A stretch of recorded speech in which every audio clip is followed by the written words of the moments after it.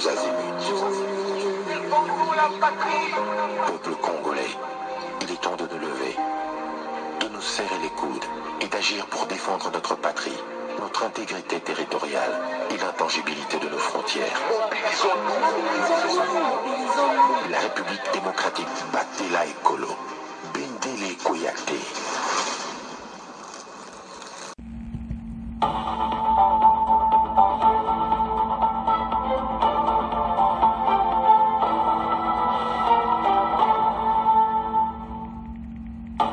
Bonsoir, bonsoir, bonjour, c'est Congo News 24. Bande Konanga, comme toujours avant de commencer notre émission, nous disons merci à Dieu.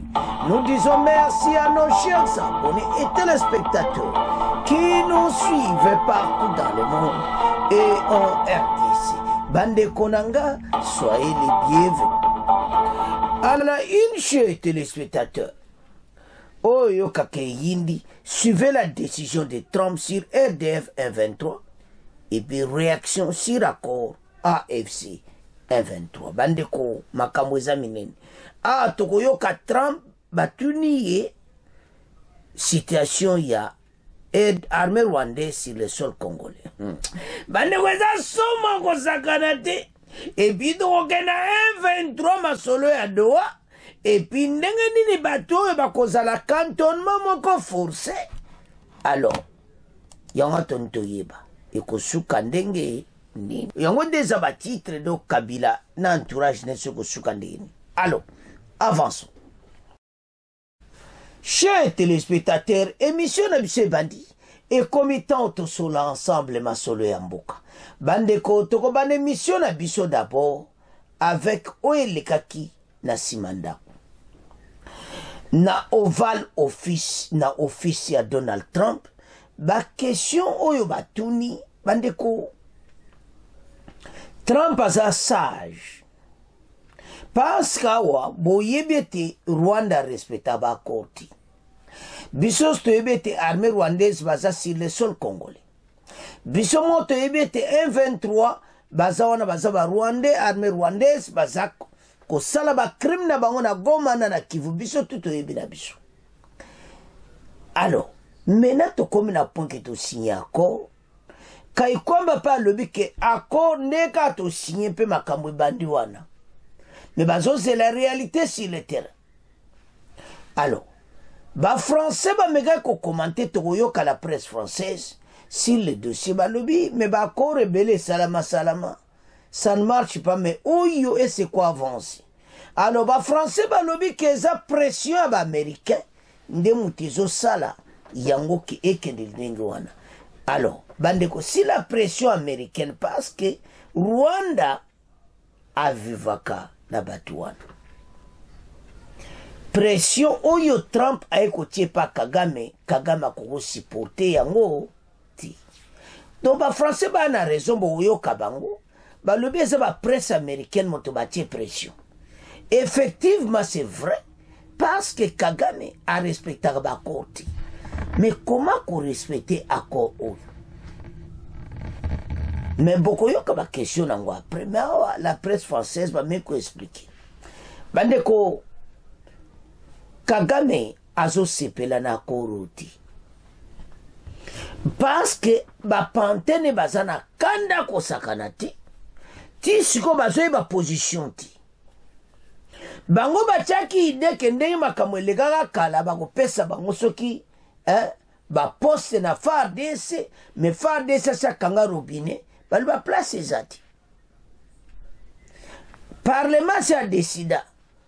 Ya to féliciter Mbosso côté asweze caméra to ebiti. Mais Mbosso pena sali gramaso. Alors, bakanga yango donc batwana ba groupe armé ba kokote suna makambo wanati. Yango tina basala réserve ya armée. Omoni place bakangeli bango. Parce bango nde ba na décision na Doha. Parce que fuba za la cantonné. Ba yeba nana za congolais te. Parce que yebana mutu azaki na armée rwandaise, koma tika armée rwandaise aya koma congolais. bayebi bango nabo bazodirige M23 bakotika kozala na masolo wana nde baosolola na dowa banani bakotikala mpe banani bakozwa mbutu ubie bakokende.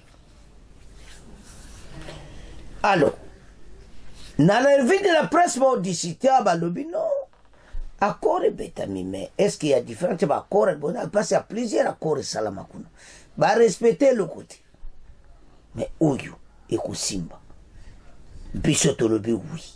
Pourquoi? C'est parce que les États-Unis basés impliqués totalement. Toyoka ba décision après, mais total nanu ba réaction, il y a presse française toyoka peut éviter la botte à vendre. Toujours un cantonnement forcé à 1,23 parce que tu évites de makabango yosuka. Alors, tout en a parce que suivez la décision de Trump sur RDF, on est toujours en après, tout le monde sur réaction sur accord, après tu y a AFC et puis tu y a décision il y a Trump. C'est à la une du journal de Kinshasa qui parle prudemment d'une percée vers la stabilité. Salué comme une avancée décisive, cet accord vise à mettre fin de plus en plus de 30 ans de conflits armés dans l'Est de la République démocratique du Congo, tout en réaffirmant la souveraineté du pays. Souligne le quotidien congolais, bandeko parce que souveraineté pays il faut loba yango parce que yango nde muteza sosa masolo oyo nyonso. Alors joue aussi la carte de la prudence et puis tout jouer la carte à prudence et ainsi passer des mots aux actes. C'est sur le terrain que tout se jouera.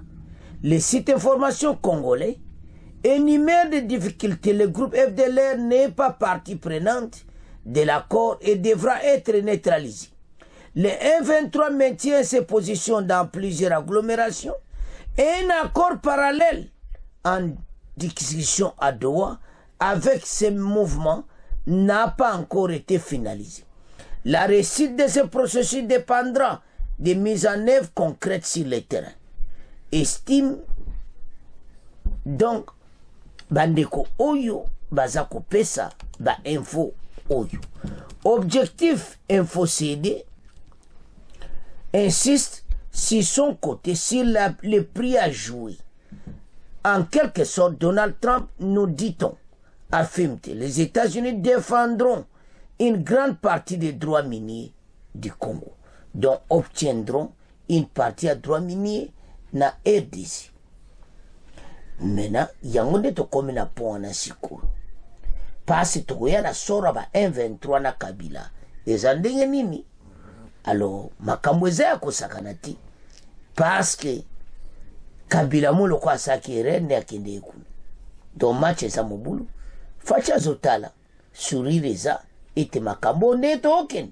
Masolo kitoko. Alors, toka na réaction française. Après toya na Donald Trump, makambo ya lobby, baramboka, eza ya koinda, esi eyindi na émission. Toka na la presse française. Avec vous, Catherine Potter, à la une, l'accord de paix conclu à Washington entre la RDC et le Rwanda. C'est notamment la une du journal de Kinshasa qui parle prudemment d'une percée vers la stabilité. Salué comme une avancée décisive, cet accord vise à mettre fin à plus de 30 ans de conflits armés dans l'est de la République démocratique du Congo, tout en réaffirmant la souveraineté du pays, souligne le quotidien congolais. Actualité.cd joue aussi la carte de la prudence et titre passer des mots aux actes, c'est sur le terrain que tout se jouera. Le site d'information congolais énumère les difficultés. Le groupe FDLR n'est pas partie prenante de l'accord et devra être neutralisé. Le M23 maintient ses positions dans plusieurs agglomérations. Un accord parallèle en discussion à Doha avec ce mouvement n'a pas encore été finalisé.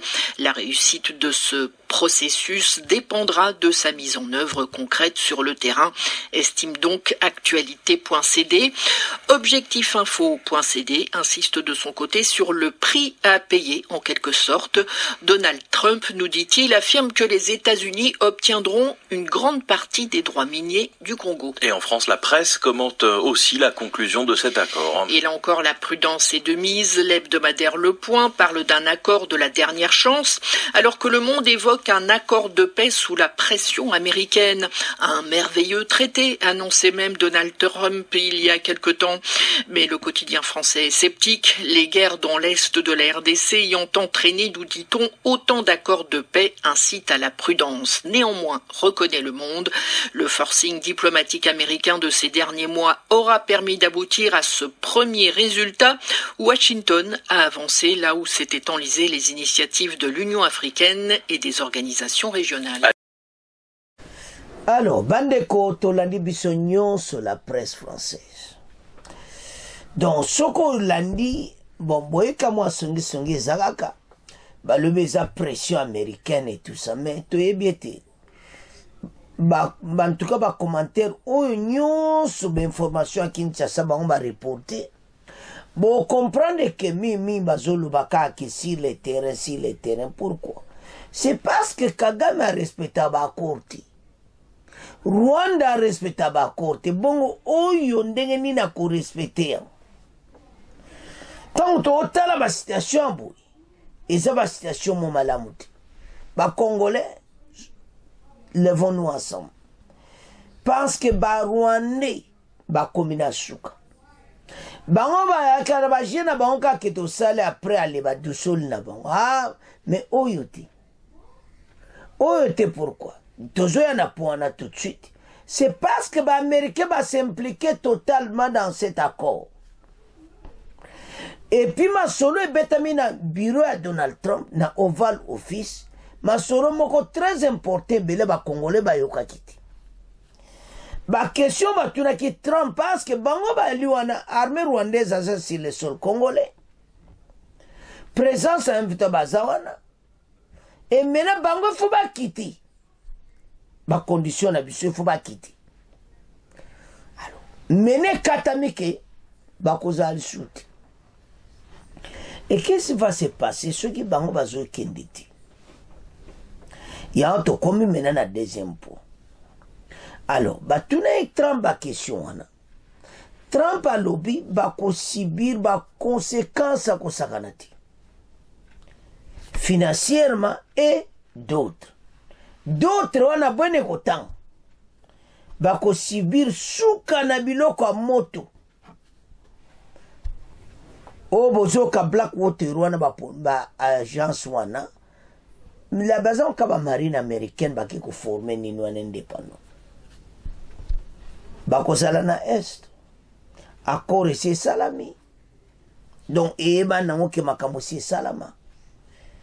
Alors maintenant ceux qui va respecter accord Donald Trump va répondre ngona oyo kaka sur pression le bi bako sala bango mo pe bako renforcer ngo ceux qui va saliti ba conséquences ça grave financièrement et d'autres.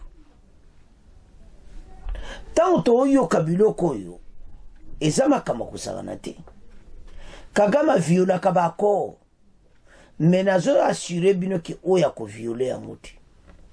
Pourquoi? Parce que ça na maboka ba américain ba grand puissance puis ba s'impliquer totalement na yango. Tant pas zolo bango Trump a yebisi Marco Rubio na bulo sa ebo s'impliquer totalement. Parce que ba yebi bato sakati. Bota la sagesse à Trump.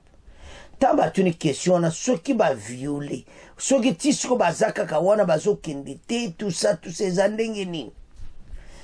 Alors bon ministre rwandais yo répondre. Ministre rwandais abana ba FDLR na ye. Ayoko succès na ba 123 na do. Jusque là va comprendre que yaya azana problème. Mais ça qu'on soit bango ça ne va bite bango ba fimbo baza bena mal à l'aise donc bazo comprendre le quoi ko salati ante tabo prometa ki bata batu ba kabila ba tande batiki bango na kati esa Kabila na ba 1-23 bazo ebelo côté pour le monde bazo bunda na doa na ndenga osakana te. Et maintenant et tout est clair. Ndenge bayokani mene yebani bayaya oyo ebele bakopota kambango tout à l'aise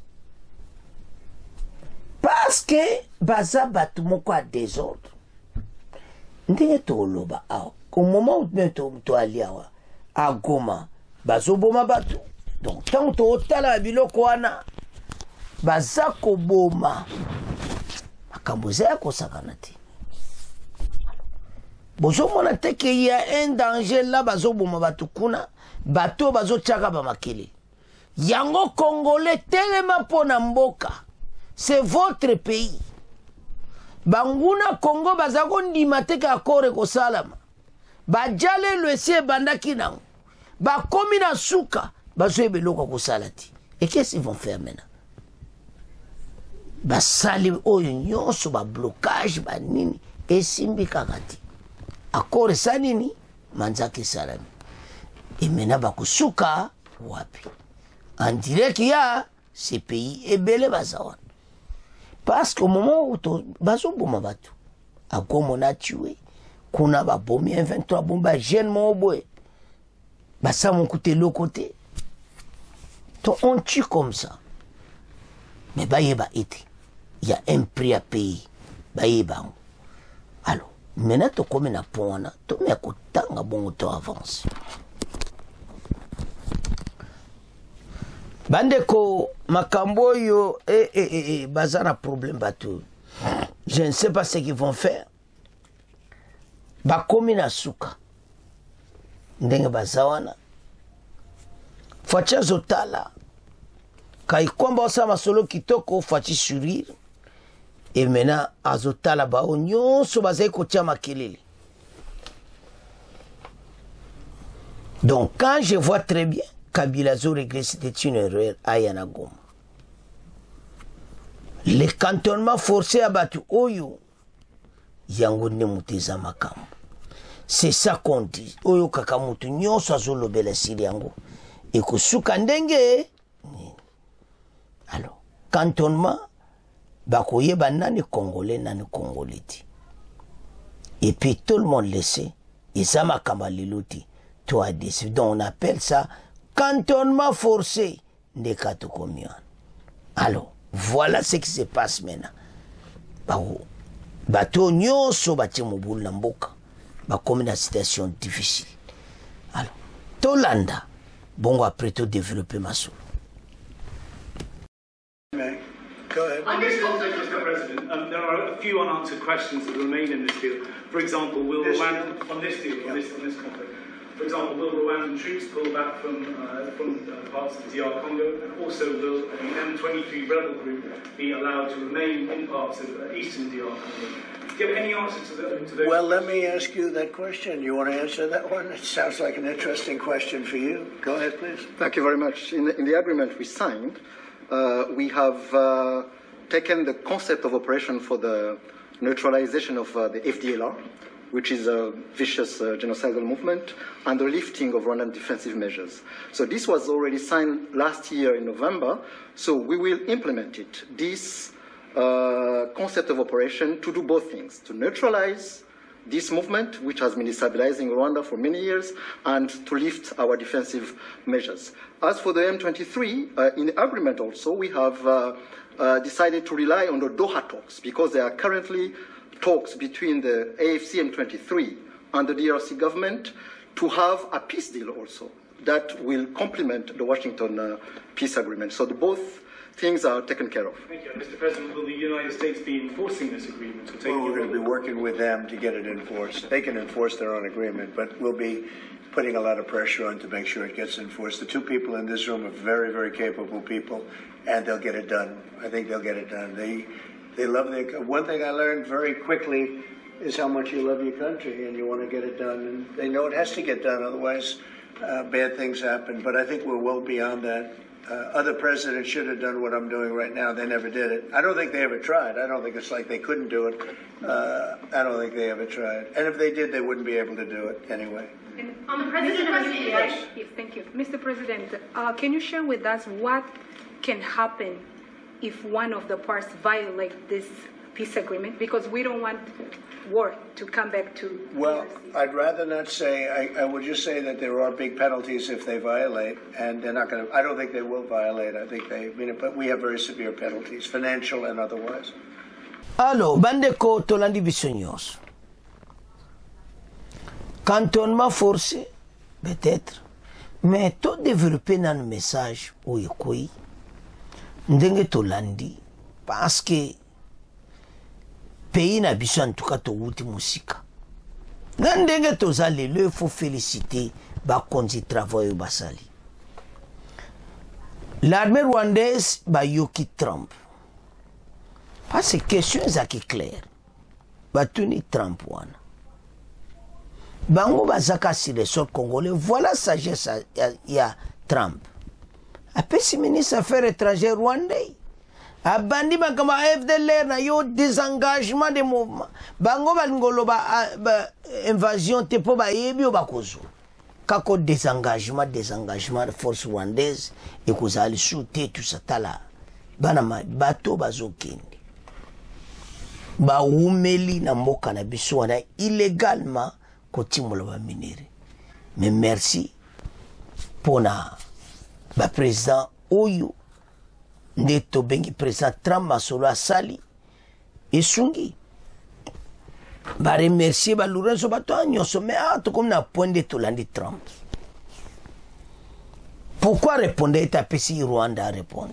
Et le makambo beli ba yebe te Rwanda mutaviolaka yangwana lobi yo Rwanda loba pour armer no ezana kati ya RDC yo loba les rabandi kuso talia tala bato bazobika basali ba avanti si le sol congolais a mingi bento comme nasuka. Alors Trump azaki clair par ba bomba kiti alobi ba yebi ete bakosala mutu to mutu akosala kojwa dernier de frappe wa kosala incursion pana biso ba yebi ki ba comme une situation difficile faut batosa. Alors yango tina to loba et congolais bo so olandi kaka o comprendre que biso ndeto sana masolo na maboko. Nous devons agir pour libération en mboka. Peuple congolais mais quand même se réjouit mais pour le temps des difficultés à chaque moment non, ce n'est pas comme ça. Alors voilà situation tozanango ezo senga mutu nyonso à comprendre parce que makambo to bunda nango za makamba kusakanati. Voilà. Alors, bandeko, botala makambo ndenge ezali. Soki na otala ezo salanga mawa ezo dona moni penaki wi congolais to telema pona mboka. Makambo eza tellement ya mingi. Omona pays oyo le pays ezamao. Nde to landi wana. Bomoni ministre affaires étrangères rwandais azoko ko expliquer ti. Biloko tunde ya lobby na bozo mona teke baza un problème. Et puis Trump a baluki kotoka pour image il fallait ba l'accepter kai kwamba nenga balukati. Kai aso kai kwamba za posa mboka kusakanati. Alors Trump a s'assure alo bango mo ba ko s'impliquer na kati. Mutu akobebisa ndenga lobby ba mesure ba sanction financière et puis oyo kaka et d'autres. Et le makabwebele d'autres wana position militaire kokota na kati na oyo akoyokati bango mo ba s'impliquer na kata masolo loto lingaki yango. On a maintenant l'assurance masolo ne ba okena. Alors tous les bandos qui a Congo problème sur défendre bisanine et bele ba lingaki akora basi yango.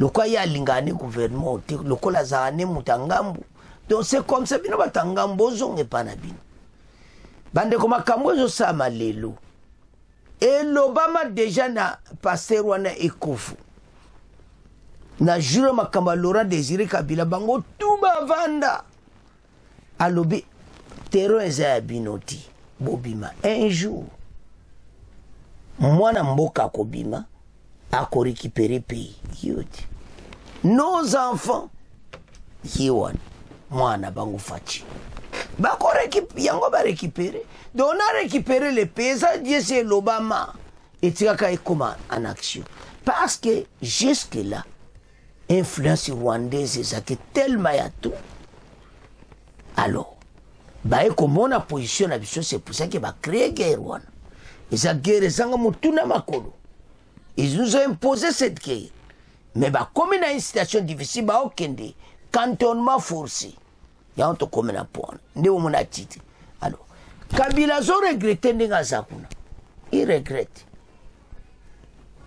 mais pourquoi na yake awa makamango komi boye ba cantonnement comme salama yango nde tosuka na cantonnement basa na problème sérieux et puis tendeni ba ko résister alors soko otala situation mo na clairement te basa na problème sérieux bande ko Trump nda alobi nde bolandi batuni ba question azaki clair bato yo basali mabe mingi na EDC ba congolais ba nyokwami na ndenge kusakana te ba bomi bato mene comme étant makambo wana koboma baya kosomba ba miniri ba kore salami et c'est fini question batuni wana ndekora muswa yake na Kinshasa le fachi interview atuni soki moko na bango a violé accord Trump a lobby ango direct abiba mesure abiba ko violeté derrière ça FC bango soko violer des causes donc so Trump a le en public ba ko violeté wa ko meka mona ba conséquences ko sakanti et ça makamo grave Kagame ba comme devant les marteaux et l'enclume bazana chouati et comme bandi mabatika ba bêtise batosa et maintenant le cas ya Kabila na 123 ba ko kende wapi cantonnement forcé donc Kabila aurait nda kende kuna il fallait pas mais maintenant adjunzela mabe yeye beka makamba 5 ko simba makamba 5 pe na mai donc ndenge zawana makamba 5 donc match be silina bakoro na bakora ba agenda caché ya ko sangsa bato balingi mbokati alors maintenant RDC a ju flambeau nae to telemi to récupérer mboka alors to komozela o Trump alobi que Fachi Kagame baya kotia manzaka to ese bino kitala bakaba 23 yo eza makamo ku de ko na au niveau ti elo ni ba tangi me bango na kati ba lobi na bango loni balu bakamona do kuna ba traiter ya mais bazana problème sérieux ba poso bana ba ko salamati ba ko benga na bango na makasi alors bana mboka Trump alobi yemo na kata masolo bino batotu bozolo bake batwana ba mboka bako kende 23 par la force mbala mo cantonnement forcé nana za congolais na za congolais alors bana mboka to comme na fin mission c'est à ce point to comme clôturer mission na biso bon continuer ko s'abonner au revoir.